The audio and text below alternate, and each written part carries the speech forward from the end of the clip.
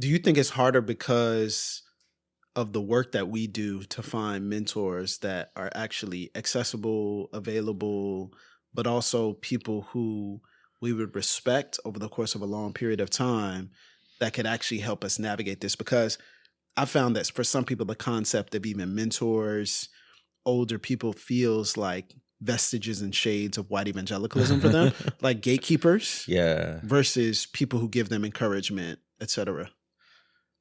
Well, for folks in justice work, that obviously they have to share your concern for justice. Maybe it's in your particular lane or not, but they have to have that concern for it. I think what's tricky for me is someone with a similar enough perspective and outlook that they can understand where I'm coming from.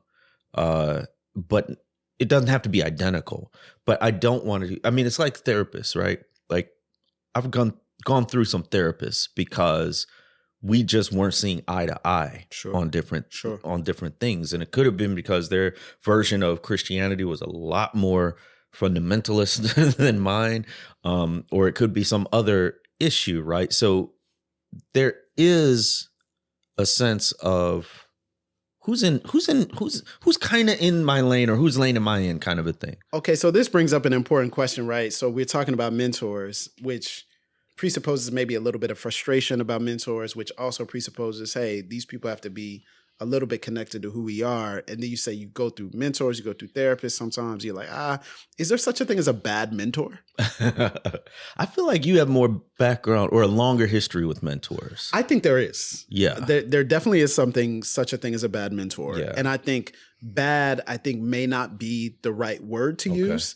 I would say I think there's such a thing as unhelpful mentors. Not a good fit. And I think they would just be mentors that do not have the insight into what you are particularly needing them to have the insight in your unique calling, right, in your unique purpose, and in your unique life path. They don't have the equipment to be able to help you navigate that, the life experience, etc. Because so there's two things I would categorize it as. There's general mentors. And general mentors are about life, growth and development, maturity as a human, right? Or growth and development, maturity as a wife, mother, father, husband, right?